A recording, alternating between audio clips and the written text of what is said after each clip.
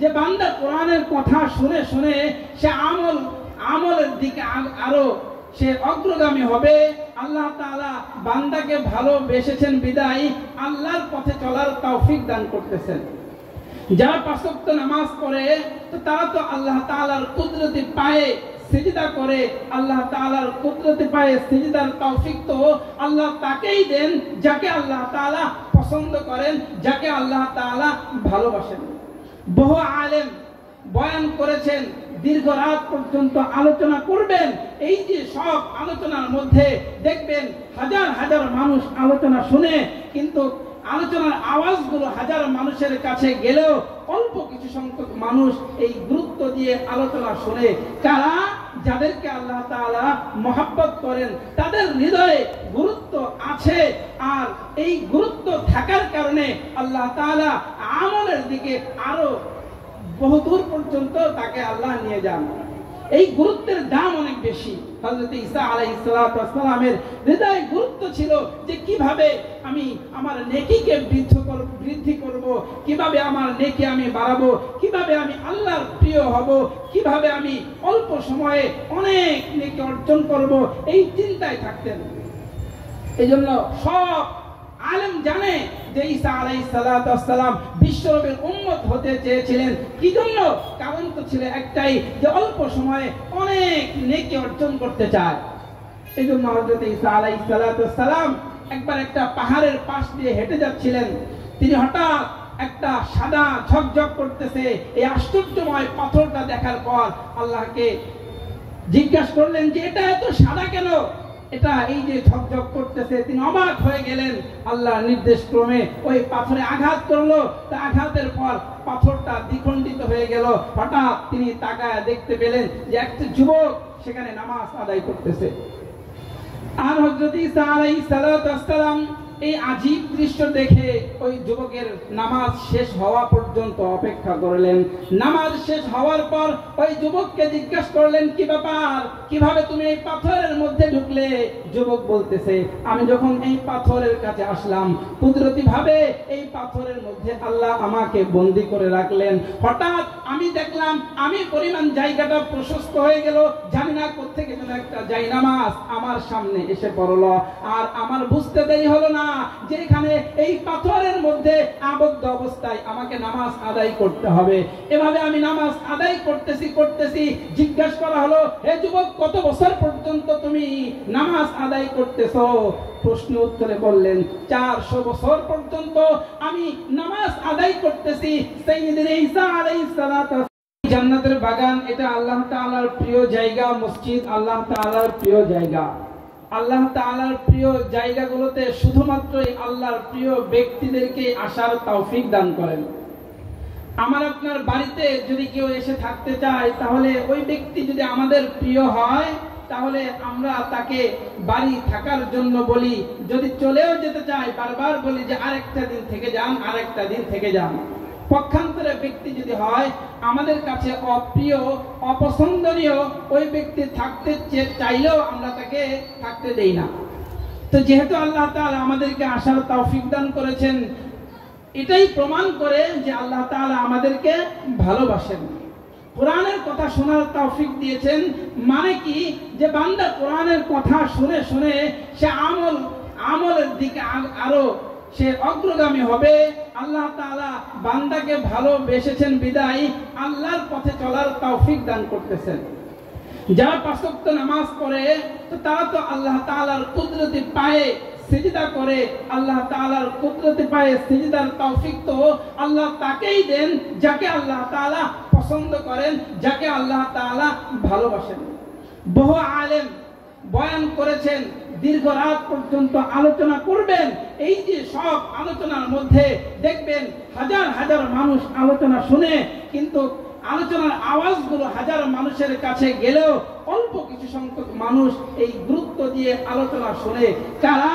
যাদেরকে আল্লাহ তাআলা মহব্বত করেন, তাদের হৃদয়ে গুরুত্ব আছে। আর এই গুরুত্ব থাকার কারণে আল্লাহ তাআলা আমলের দিকে আরো বহুদূর পর্যন্ত তাকে আল্লাহ নিয়ে যান। এই গুরুত্বের দাম অনেক বেশি। হযরত ঈসা আলাইহিস সালামের হৃদয়ে গুরুত্ব ছিল যে কিভাবে আমি আমার নেকিকে বৃদ্ধি করব, কিভাবে আমার নেকি আমি বাড়াবো, কিভাবে আমি আল্লাহর প্রিয় হব, কিভাবে আমি অল্প সময়ে অনেক নেকি অর্জন করব, এই চিন্তায় থাকতেন। এই জন্য সব আলেম জানে যে ঈসা আলাইহিস সালাম বিশ্বনবীর উম্মত হতে চেয়েছিলেন। কি জন্য? কারণ তো ছিল একটাই, যে অল্প সময়ে অনেক নেকি অর্জন করতে চায়। এই জন্য হযরত ঈসা আলাইহিস সালাম একবার একটা পাহাড়ের পাশ দিয়ে হেঁটে যাচ্ছিলেন। তিনি হঠাৎ একটা সাদা ঝকঝক করতেছে এই আশ্চর্যময় পাথরটা দেখার পর আল্লাহকে জিজ্ঞাসা করলেন যে এটা এত সাদা কেন, এটা এই যে ঝকঝক করতেছে। তিনি অবাক হয়ে গেলেন।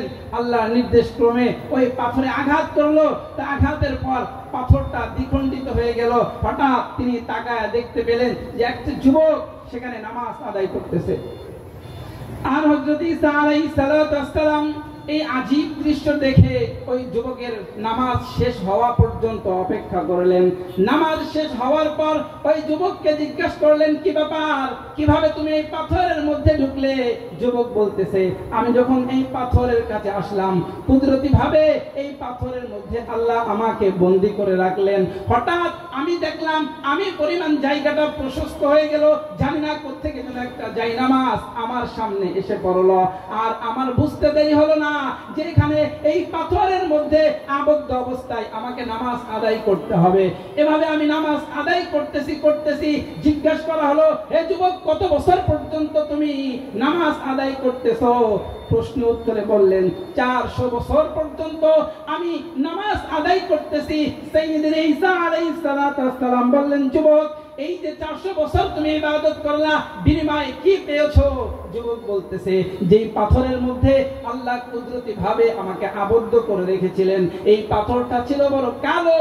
আর আমি যতদিন পর্যন্ত নামাজ পড়তেছি ক্রমান্বয়ে এই পাথরটা আস্তে আস্তে সাদা হতে হতে সর্বোচ্চ পর্যায়ে সাদা হয়ে গেছে। আমি এটা পেয়েছি, সাথে সাথে আমি নামাজ পড়তাম, আমি দেখতাম আমার জায়নামাজের কোনায় প্রতিদিন 3 বেলা বেমৌসুমি আনমৌসুমি কে যেন ফল রেখে দিত, আর আমি এই ফলগুলো খেয়ে নিতাম। এভাবে আমি 400 বছর পর্যন্ত ইবাদত করতেছি।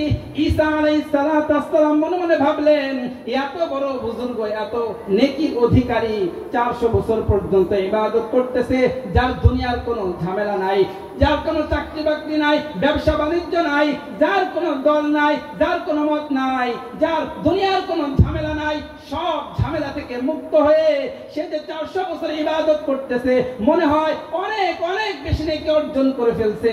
হতে পারে এই ব্যক্তি দুনিয়ার সবচেয়ে বেশি নেকিওয়ালা। এই ধারণা যখন হলো, আল্লাহ তাআলা ঈসা আলাইহিস সালামকে বলে দিলেন, হে ঈসা, তুমি এতটুকু নেকি দেখো অবাক হয়ে গেলা, অথচ তোমার পরে একজন নবী আসবে, যেই নবীর উম্মতের জন্য এমন একটা রাত থাকবে, যেই রাত এক রাত ইবাদত করবে 83 বছর 4 মাস ইবাদতের সওয়াব হবে।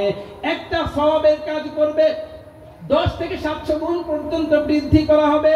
এই কথা শোনার পর ঈসা আলাইহিস সালাম বললেন, আল্লাহ, আমি ওই নবীর উম্মত হতে চাই।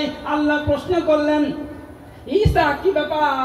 আমি তোমাকে এত মুআজিজা দিলাম, এত নিয়ামত দিলাম, আমি তোমাকে পিতা ছাড়াই, মরিয়মের গর্ভ থেকে তোমাকে পিতা ছাড়াই জন্ম দিলাম। আমি আল্লাহ তাআলা তোমার জন্মের 3 দিন পরে তোমাকে কথা বলার যোগ্যতা দিলাম। তোমার জন্মের 3 দিন পরে তুমি তোমার মায়ের সতীত্বের প্রমাণ দিয়েছো। জন্মের 3 দিন পরে নবী এবং রাসূল হিসেবে ঘোষণা করে দিয়েছি। এত নিয়ামত দিলাম, এত মুআজিজা দিলাম, তারপরেও কেন তুমি ওই নবীর উম্মত হতে চাও? ঈসা আলাইহিস সালাম বললেন, আল্লাহ, আমি ওই নবীর উম্মত হতে চাই, কারণ যেই কিতাবটা আপনি আমাকে দান করেছেন, এই কিতাবের শুরু থেকে শেষ পর্যন্ত পড়ে দেখেছি। এই কিতাবের প্রত্যেকটা পৃষ্ঠা আমি পড়ে দেখেছি।